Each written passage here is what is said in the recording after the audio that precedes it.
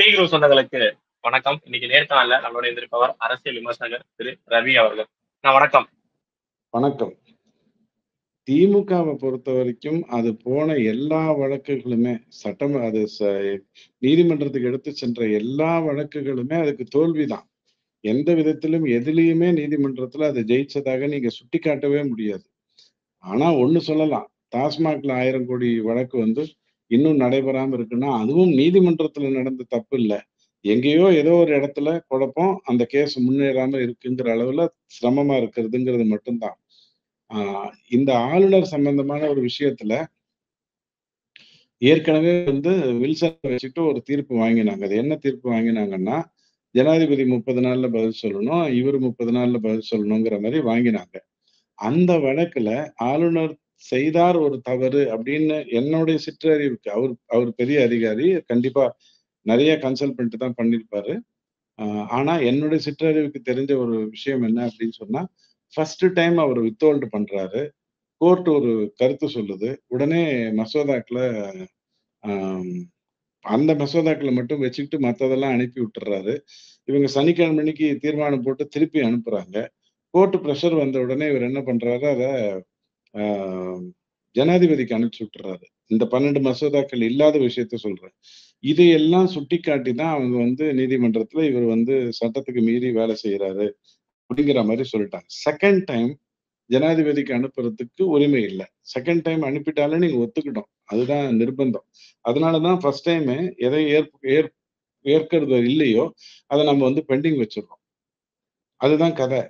ஆனா இப்ப ரீசெண்டா கலைஞர் கருணாநிதி சம்பந்தப்பட்ட ஒரு நீதிமன்ற ஒரு யூனிவர்சிட்டி பிரச்சனைக்கு இவர் ஜனாதிபதிக்கு அனுப்பிட்டாரு. அதையும் போய் நீதிமன்றத்துல கேக்குறாங்க. என்னங்க ஜனாதிபதிக்கு அனுப்பிட்டாரு அப்படின்றாங்க. ஜனாதிபதிக்கு அனுப்புறதுதான் இவருடைய வேலை. இவர் ஒரு போஸ்ட்மேன் தான் சொல்றதே திமுக தான். அதை செஞ்சாலும் நீதிமன்றத்துக்கு போறாங்க. அது செய்யாம தடுத்து நிறுத்தி யூனிவர்சிட்டிக்கும் வேந்தருக்கும் பொலிட்டீஷியனுக்கும் சம்பந்தம் இருக்கக்கூடாது, துணைவேந்தர் பதவியெல்லாம் பொலிட்டீஷியன் நிரப்பக்கூடாதுங்கிறதுக்காக பிளஸ் யூஜிசி சொன்னதுனால யூஜிசியோட ஒரு நாமினேஷன் இல்லாம நீங்க கொடுக்க கூடாது, 3ல ஒரு நாமினேஷன் யூஜிசி சம்பந்தப்பட்டது இருக்கணும்னு சொல்லியும் இவங்க கொடுக்காம விட்டதுனாலதான் அவர் அந்த மசோதாக்கள் எல்லாம் தக்க வச்சாரு. அதையும் ஒரு காரணமாக்கிட்டு போயிட்டாங்க. சோ இவங்க நீதிமன்றத்துக்கு போறதுனால இது வரைக்கும் ஜெயிச்சது எதுவுமே கிடையாது. ரம்மி விஷயத்துல கூட இவங்க நீதிமன்றம் போனதற்கு பிறகு அவர் ரம்மி இதுல கையெழுத்து போட்டாரு. ஆனா இன்னி வரைக்கும் உங்களால ஒண்ணும் பண்ண முடியல. மத்திய அரசு தான் இப்ப ரம்மி விஷயத்துல தீவிரமான ஒரு ஸ்டெப் எடுத்திருக்கு. ஆனா 144 நாள் இவர்கிட்ட இருந்தது, 48 பேர் செத்தாங்கன்னு 2 வருஷம் வரைக்கும் கதை விட்டுட்டு இருந்தாங்க. சோ திமுக இந்த கரூர் விஷயத்துலதான் தோத்துதுன்னு நினைக்காதீங்க. எல்லா விஷயத்திலும் அதனுடைய தோல்வி தெளிவானது.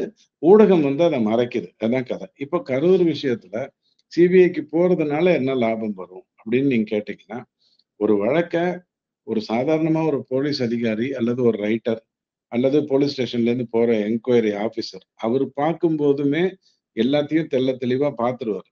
கொலை குற்றத்துக்கு ஃபாரன்சிக்கு வேணா தனித்தனி டிபார்ட்மெண்ட் இருக்கலாம். மற்றபடி என்ன நடந்ததுன்னு தெரிஞ்சுக்கிறத ஒரு இன்ஸ்பெக்டராலே தெரிஞ்சுக்க முடியும். சிஐடி போறதுனால என்ன லாபம்னு கேட்டீங்கன்னா, இன்னும் கொஞ்சம் அதிகாரத்தை பயன்படுத்த முடியும். சிபிஐ போக வேண்டிய அவசியம் எப்போ வரும் அப்படின்னு ஆனா இவங்க என்ன சொல்றாங்கன்னா, சிபிஐ போறதுனால என்ன லாபம் அப்படின்னா, விஜய் பிஜேபி பக்கம் போயிடுவாரு, அதுதான் லாபம் அப்படிங்கிறாங்க எதிர்த்தரப்புல, குறிப்பா திமுக தரப்புல இருந்து. அப்படி இருந்ததுன்னா பொள்ளாச்சி வழக்கு சிபிஐக்கு ஏன் கொடுக்கலன்னு திமுக எதுக்கு கேட்டுச்சு? அப்போ உடனே சிபிஐக்கு கொடுத்திருந்தாரு எடப்பாடி. ஆனா அதுக்கப்புறம் அவர் 2 வருஷத்துல பிஜேபியோட வெளியில வந்துட்டாரு. பொள்ளாச்சி வழக்கு 2021ல முன்னாடி அது ஒரு பெரிய இஷ்யூவா கொண்டு வர முயற்சி பண்ணும்போது ஒரு 2 மாசமோ 1 மாசமோ கேப் இருந்தது. அந்த பர்டிகுலர் பெண்ணின் சகோதரன் போலீஸ் ஸ்டேஷனுக்கு வராம இருந்தா, அவன் வந்த அன்னைக்கு புகார் கொடுத்த அன்னைக்கு ஜிஓ பாஸ் பண்ணி உடனே அது சிபிஐக்கு போயிடுத்தேன். அப்ப அதிமுக பிஜேபி கிட்ட அனுப்பிச்சது டிஎம்கேன்னு நான் சொல்லுவேனா? இது முட்டாள்தனம். கரூர் வழக்கு சிபிஐக்கு போறதுனால விஜய் எப்படி அங்க போவாரு? சிபிஐல இருந்து அவருக்கு நியாயம் கிடைக்கணும்ல. விஜய்க்கு தான் நியாயம் இன்னைக்கு அடுத்த நாளே கிடைச்சிருச்சு. 28ஆம் தேதி அன்னைக்கு ஞாயிற்றுக்கிழமை அன்னைக்கு நாம சந்திச்ச எந்த மக்கள் கிட்ட கேட்கும் போதும் 2 விஷயத்த சொன்னாங்க. நடந்தது விபத்து, விஜய்க்கு அதுக்கு சம்பந்தம் இல்லை. அதுக்கப்புறம் 1/2 மணி நேரமோ, 1 மணி நேரமோ உங்களுக்கு வேலை இல்லாதனால, அல்லது அவங்களுக்கு வேற போக்கிடம் இல்லாதனால, நீங்களும் அவங்களும் பேசிக்கிட்டு இருந்தா வேணா, சில கருத்துக்கள சொன்னாங்க. தாமதமா வந்திருக்க வேண்டாங்க, அப்படிங்கிறதெல்லாம் பின்னாடி சொன்னாங்க. ஃபர்ஸ்ட்டு மக்களிடம் மனதில் தெளிவாக பதிந்தது. அடுத்த நாளே மனசுல பதிஞ்சது என்னன்னா, இது ஒரு விபத்துங்க. விஜய் என்ன செய்வார்? சோ அது எப்படி இப்ப சிபிஐக்கு போறதுனால மாற்றம் வரும்? எனக்கு தெரிஞ்சு அதுக்கான வாய்ப்புகள் இல்ல.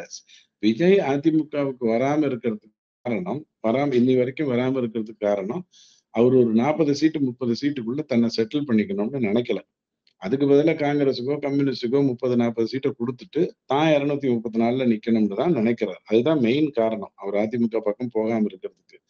2வது முக்கியமான காரணம், அதிகார பகிர்வ பத்தி அ எடப்பாடி ஐயா வெளிப்படையா எதுவும் சொல்லல. உள்ளுக்குள்ள ஏதாவது ஒப்பந்தம் இருக்கலாம். வெளிப்படையா எதுவும் சொல்லல. 3வது ரொம்ப முக்கியம். அப்படி இவர் வந்து 30, 40 சீட்டுக்குள்ள நிக்கிறதாக இருந்தால், அவரு எடப்பாடி ஐயா ஒரு 130 சீட்ல நின்றா தான் ஆ பிஜேபியையும், பாமகவையும் உள்ள கூட்டு வர முடியும். சோ இதுதான் இந்த தடைக்கு காரணம். இது ஜனநாயகம் படம் வரட்டும். அதுக்கப்புறம் பார்த்துக்கலாம். எலக்ஷனுக்கு 1 மாசம் முன்னாடி பார்த்துக்கலான்னு தான் விஜய் நெனச்சாரு. இவங்களும் பிப்ரவரி மாசம் இதே சம்பவத்த வேற ஒரு சூழ்நிலையில பயன்படுத்திட்டு ஏற்படுத்தியிருந்தாங்கன்னா, விஜய்க்கு பெரிய செட்பேக் ஆயிருந்திருக்கும். பெரிய செட்பேக் ஆயிருந்திருக்கும். ஏன்னா அந்த டைம்ல அதிமுகவும், பிஜேபியும் விஜய்க்கு சப்போர்ட் பண்ணியிருக்காது. காரணம் என்னன்னா, அப்ப இவர் வந்து இஷ்டத்துக்கு பிஜேபியும், அதிமுகவையும் விமர்சிச்சு பேசியிருப்பாரு. நெறைய விமர்சிச்சு பேசியிருப்பாரு. தேர்தலுக்கு இன்னும் 2 மாசம் தான் இருக்கு. என்னதான் அண்ணாமலை நடுநிலையாக இருந்து பேசக்கூடியவராக இருந்தாலும், எதிர்க்கட்சி நீ அவனும் பார்த்துக்க அப்படிங்கிற ஒரு எண்ணம் இருந்திருக்கும். விஜய்க்கு ரொம்ப இக்கட்டா இருந்திருக்கும். திமுக செய்த அற்புதமான வேலை என்னன்னா, அத செப்டம்பர்லயே செஞ்சு இப்ப விஜய்க்கு புரிஞ்சு போச்சு. ஓ! இதுதான் அரசியல். இப்படி இருக்குதா? இதுக்கு நம்ம வந்து முதல்லயே தனியா வந்தா வேலைக்கு ஆகாது. நான் ஒரு கை பிடிச்சுக்கணும். அது யாராக இருக்கலாம்? காங்கிரஸ், கம்யூனிஸ்டா இருக்கலாம். அதிமுகவா இருக்கலாம். எதுவா வேணாலும் இருக்கலாமே! சோ அது எப்படி சிபிஐ போகும்? ஆனா சிபிஐக்கு போகறதுனால இப்போ நெறைய விஷயங்கள் புரிய ஆரம்பிக்கும். ஒரு டாக்டர் இல்ல மாநாடு என்ன நடந்ததா? என்ன வரும் சிபிஐ போறனால இப்ப என்ன மாதிரியான விசாரணை வரப்போகுது? யாருக்கு இது 3 திமுகக்கு அப்ப விஷயம். என்ன சிக்கல் வரப்போகுது? முதல் கேள்வியா. 3 நெருக்கடி உறுதியா வரும். எந்த டாக்டர் மாநாடு நடந்ததோ, அவங்க எல்லாரும் போஸ்ட்மார்டம் எக்ஸ்பர்ட்டா? போஸ்ட்மார்ட்டம்ங்கிறது எல்லா டாக்டரும் பண்ணக்கூடியது இல்ல. நல்லா புரிஞ்சுக்கோங்க. ஆ ஒரு டாக்டருக்கு வந்து எல்லாம் தெரியும். எல்லாத்தையும் படிச்சு தான் வந்திருப்பாங்கங்கிறதுல மாற்று கருத்து இல்ல. அதுக்காக அவங்க வந்து போஸ்ட்மார்ட்டத்துல வந்து நான் என்ன 3 மணி நேரமோ, 4 மணி நேரத்துக்குள்ளேயோ 41 பாடிய அறுத்து எரிஞ்சு குடுக்குற அளவுக்கு இப்போ அ விற்பனர்களா இருக்க முடியாது. அது முதல்ல உடையும். 2வது என்ன உடையும்னா, த ஸ்டாலின் ஐயா உடைய ஜெட் எப்போ புக் பண்ணப்பட்டது? எதுக்காக புக் பண்ணப்பட்டது? அப்படிங்கிறது வந்து தெள்ள தெளிவா உடையும். 3வது ரொம்ப முக்கியமானது. அந்த 41 குடும்பங்களினுடைய சாட்சியங்கள் வந்து தெள்ள தெளிவா வெளில வரும். பொள்ளாச்சியோடைய மிகப்பெரிய வெற்றிக்கு காரணம், அங்க தப்பு நடந்தது. அந்த தப்ப சிபிஐ அழகாக வாதாடி கொண்டு வந்தது. அதுதான் பொள்ளாச்சி வழக்குல நடந்த ஒரு நல்ல விஷயம். அதே மாதிரி தான் இங்கேயும் நடக்கும். திமுகவுக்கு உறுதியான இக்கட்டு வரும். அது எப்போ வரும் அந்த ரிப்போர்ட்ன்னு சொல்ல முடியாது. ஜனவரில வரலாம், பிப்ரவரில வரலாம், மார்ச்ல வரலாம். சோ திமுகவுக்கு இது சிபிஐக்கு கொண்டு போகக்கூடாதுன்னு சொல்லியிருக்கிறதுக்கு காரணமும் அதுதான். கிட்னியும் அதே மாரி தான். நாங்களே எங்க ஆபீசர வச்சு பார்த்துக்கிறோங்க. ஏகப்பட்ட பேர கொண்டு வந்திருக்கோங்க. அந்த முத்தழகு, இந்த முத்துமாறன், இந்த தனி மணிமாறன் இவங்களெல்லாம் வச்சு நாங்களே பார்த்துக்கிறோங்க. அப்படிங்கிற மாரி இருக்கும்போது, இல்ல கோர்ட் வந்து எஸ்ஐடி வேணும் அப்படின்னு சொல்லியிருக்கிறது வந்து, நீ திருட்டுத்தனம் நடந்திருக்கு. அதுவே உனக்கு தெரியல. அந்த திருட்ட பிடிக்கிறதுக்கு அங்க இருக்கக்கூடிய அதிகாரிகள வச்சுக்கிட்டே நீ எப்படி முடிப்பங்கிற கேள்விய நியாயமா எடுத்து கேட்குது. நான் சொல்ல புரியுதுங்களா? சோ வழக்குல இப்ப வந்து நீதிமன்றம் இப்ப இவரு செந்தில்குமார் ஐயாவ வச்சுக்கிட்டு, விஜய்க்கு தலைமை பண்பே இல்ல, அது இல்ல, இது இல்லன்னு பேச வச்சா மாரி திமுகவால பண்ண முடியாது. ஒரு விஷயத்த நல்லா புரிஞ்சுக்கோங்க. எந்த வழக்கிலும் நீதிமன்றத்துல போய் திமுக கடந்த 4 வருஷத்துல ஜெயிச்சதாக நீங்க சொல்லவே முடியாது. கட்டமைச்சாங்க, கத விட்டாங்க. ஜெயிச்சதா நீங்க இல்ல சொல்லவே இதுதான் முடியாது. அண்ணாமலை அவர்கள் வந்து சொல்லியிருக்காரு என்னன்னா பத்திரிகையாளர் சந்திப்புல திமுக இதே எதிர்க்கட்சியா இருக்கப்ப தூத்துக்குடி விஷயமா இருக்கட்டும், லாக்அப் மரணமா இருக்கட்டும், எல்லாத்தையும் வந்து சிபிஐக்கு கேட்டாங்க. ஆனா இன்னைக்கு அது வேண்டாங்கிறாங்க. அதே சிபிஐ அப்படின்னு. அதுக்கான காரணம் என்ன? ஏன் அப்ப கேட்கறாங்க சிபிஐ, இப்ப இவங்க சிபிஐ வேணான்னு சொல்றாங்க? இல்லைங்க. நீங்க ஆளுநரே வேணும் திமுகவுக்கு 2 கருத்து இருக்கும். ஆட்சியில இருக்கும்போது ஒரு கருத்து இருக்கும். ஆட்சியில இல்லாதபோது ஒரு கருத்து இருக்கும். ஒரு எதிர்க்கட்சி தலைவர் ஆளுநர்ட்ட எதுக்கு போவாரு? இந்த மாரி ஊழல் நடந்திருக்கு. இவங்க மறைக்கிறாங்க. டிவிஎஸ்சில மறைக்கிறாங்க. நீங்க அத கண்டுபிடிச்சு குடுங்கன்னு ஒரு ஆளுநர்ட்ட குடுக்கறதுக்காக போவாங்க. அப்படி நெறைய விஷயங்களுக்கு ஸ்டாலின் ஐயா ஆளுநர் கிட்ட போயிருக்காரு. ஆனா ஒரு விஷயத்துக்கு போனாரு. அதுதான் எல்லாருக்கும் ஆச்சரியமா இருந்தது. ராஜேந்திர பாலாஜி என்ன அசிங்க அசிங்கமா திட்டிட்டாரு. அவரு இனிமேலட்டு அமைச்சரவையில இருக்கக்கூடாதுன்னு ஆளுநர்ட்ட போனார். ஏங்க அரசியல்ல இதெல்லாம் சகஜம் தானே அப்படின்னு ஆளுநர் வந்து என்ன பண்றதுன்னு தெரியாம முழிச்சுக்கிட்டு இருந்தார். ஆளுநர் விஷயத்திலேயே திமுக வந்து அ இருக்கும்போது ஒண்ணு, இல்லாதபோது ஒண்ணுன்னு சொல்லும். அதே மாரி தான் இந்த சிபிஐ விஷயம். எதுக்கெடுத்தாலும் சிபிஐ. அனிதா விஷயத்துல வந்து சிபிஐக்கு போயிருந்ததுன்னு வச்சுக்கோங்களேன். யார வந்து சந்திச்சாங்க? யார் கூட்டிட்டு வந்தாங்க? அங்க என்ன பேசப்பட்டது? அதனால அந்த பொண்ணு எப்படி செத்ததுங்கிற உண்மை வெளில வந்துரும். டபக்குன்னு ரூ. 1,00,00,000 குடுத்து அமுக்கி விட்டாங்க. இவன் உடனே உடனே 10,00,000, 20,00,000 குடுக்கிறதே அந்த வாய அடைக்கிறதுக்கு தான். ஆனால் எத்தனை குடுத்தும் அந்த 41 குடும்பத்துக்கிட்ட இருந்து ஒருத்தர் கூட இதுவரைக்கும் தன்னுடைய கணவனை, மனைவியை, தங்கையை இழந்த யாருமே விஜய்க்கு எதிரா ஒரு வார்த்தை கூட பேசல. அதுதான் திமுகவுக்கு மிகப்பெரிய அதிர்ச்சி ஆயிப்போச்சு. அதனுடைய 60 ஆண்டு கால அரசியல்ல இவ்வளவு பெரிய இக்கட்டுல தான் மாட்டிப்போம்னு நினைக்கவே இல்ல. It's a simple equation. அவங்க அவியல் பண்ணும்போது ஒரு மாரி, குவியல் பண்ணும்போது ஒரு மாரி பேசக்கூடியவங்க தான். 8 வழி சாலையா? என்னுடைய பிணத்தின் மீது தான் நடக்கும் அப்டின்னாரு. இப்ப 8 வழி சாலை தன வேலை தன்ன போல நடந்துட்டு இருக்கு. பரந்தூர் விஷயத்துக்கும் அப்படித்தான் பண்ணுவாங்க. எல்லாமே தான் இல்லாதபோது ஒரு அரசியல், இருக்கும்போது ஒரு இல்ல அரசியல். காலையில எளிதான கேள்வியா? இதை எப்படி சமாளிக்கும் திமுக? ஏன்னா இப்ப தேர்தல் வேற நெருங்க போகுது. எந்த சிபிஐ வழக்கு மாறினாலும் இது கொஞ்சம் அரசியல் ரீதியா பேசப்படுற வழக்கு. சோ இதை எப்படி சமாளிக்கும் திமுக? ஐய்யய்ய! இந்த கவுண்டமணி வயர்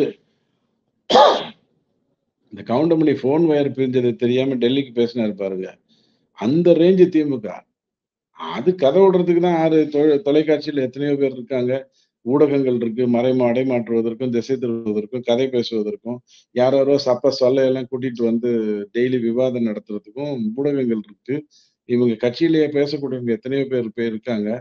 செமையா பேசுவாங்க. அந்த வயர் அறுந்துருச்சு. அறுந்து 2 நாள் ஆச்சு அப்டின்னா கூட, அரசியல்ல இதெல்லாம் சாதாரணமாப்பா அப்டின்னு சொல்லுவாங்க இல்லையா? அந்த கிளிப்பிங்க மட்டும் உங்களுக்கு பர்மிஷன் இருந்ததுன்னா, இப்ப நான் பேசுறதோட போட்டீங்கன்னு வச்சுக்கோங்க. மக்களுக்கு தெளிவா புரியும். திமுக அரசியலுங்கிறது 2டே வரி தான். எந்த ஒரு விஷயத்தையும் மடைமாற்றுவதை பற்றி வெட்கமானம், சூடு சொரணை இருக்காது. 2வது ரொம்ப சிம்பிள் லாஜிக். திராவிட மாடல்னா என்னன்னு நான் உங்களுக்கு சொல்லியிருக்கேனான்னு தெரியல. வேற விவாதத்துல சொல்லியிருக்கேன். ஆட்சியில ஜெயிச்சுட்டீங்களா? செம்ம கெத்துல வைரமுத்துவ கூட்டு மீட்டிங் நடத்துவீங்க. அவரிடம் போய் சங்க இலக்கியங்களை எல்லாம் நீங்கள் கவிதையாக தர வேண்டும்னு கேட்பீங்க. ஊத்திக்க போகுது, தோக்க போகுது, அவ்வளவுதான் முடிஞ்சிருச்சுன்னு நெனச்சா, இளையராஜா கூட்டு வந்து ஐயா சங்க இலக்கியங்களை எல்லாம் நீங்கள் பாடலாக தர வேண்டும். வைரமுத்துன்னா ஆட்சியில இருக்காங்க கெத்து. இளையராஜா ஆட்சி ஊத்திக்க போகுது, பிச்சை. இதுதான் திராவிட